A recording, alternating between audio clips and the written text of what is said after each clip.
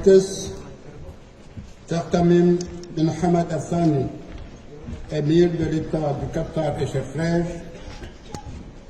Madame la secrétaire générale de l'Assemblée des Nations Unies, Monsieur Antonio Guterres, secrétaire général des Nations Unies, Majesté, Altesse, Excellence, Messieurs les chefs d'État et de gouvernement, distingués invités, Mesdames et Messieurs, Assalamu alaikum wa rahmatullahi wa barakatuh.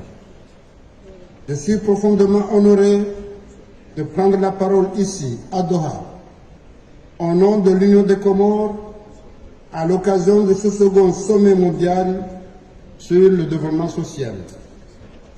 Ce rendez-vous illustre notre engagement collectif à replacer l'être humain au cœur du développement dans un monde en quête d'équité et de solidarité. Je voudrais avant tout exprimer notre gratitude à son Altesse Cheikh Tamim bin Hamad Al Thani, émir de l'État du Qatar, ainsi qu'au peuple et au gouvernement qatari pour leur accueil chaleureux et les dispositions exemplaires prises afin d'assurer la réussite de ce sommet.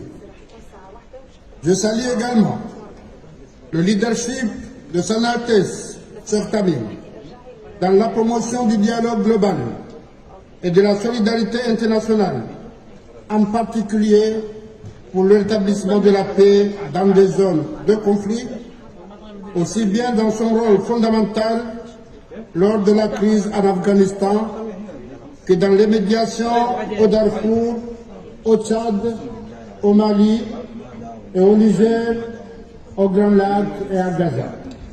Enfin, je rends aussi un hommage à M. Antonio Guterres et ses équipes pour leur accompagnement constant dans nos efforts communs en faveur d'un développement durable et inclusif. Mesdames et Messieurs, permettez-moi de remercier très chaleureusement les royaumes du Maroc et de la Belgique qui, par l'intermédiaire de leurs ambassadeurs représentants permanents et en tant que facilitateurs du processus de négociation, ont joué un rôle de pont et nous ont permis d'aboutir aujourd'hui à la déclaration de Doha. 30 ans après le sommet mondial pour le développement social tenu à Copenhague en 1995, nous réaffirmons la pertinence et l'actualité de ces trois engagements fondamentaux. 1. Éradiquer la pauvreté. 2. Promouvoir le plein emploi et le travail productif. Et renforcer la cohésion et la justice sociale. Ces principes demeurent le socle moral et politique de notre action collective.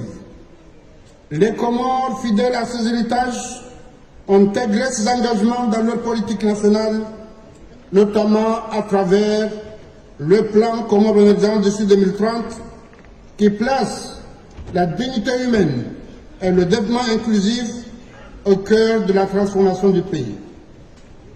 Mesdames et Messieurs, honorables assistants, l'adoption aujourd'hui d'une nouvelle plateforme pour le développement social intervient à un moment critique de notre histoire commune. Plus de 700 millions de personnes vivent encore dans l'extrême pauvreté, avec moins de 2,15 $ par jour, et 1,3 milliard souffrent d'une pauvreté multidimensionnelle selon le PNUD. En Afrique subsaharienne, près de 40% de la population n'a toujours pas accès à l'électricité et plus de 230 millions d'enfants ne sont pas scolarisés ou risquent de décrocher d'ici 2030. Les inégalités économiques se creusent et les chocs combinent, pandémie, conflits, dérèglement climatique, ont annulé près d'une décennie de progrès social.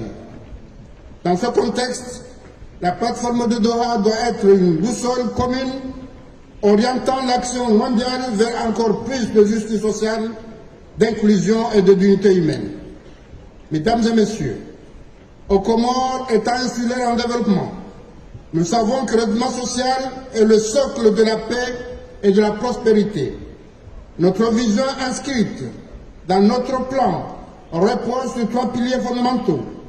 Investir dans le capital humain, renforcer la cohésion sociale, construire une économie inclusive malgré des ressources limitées.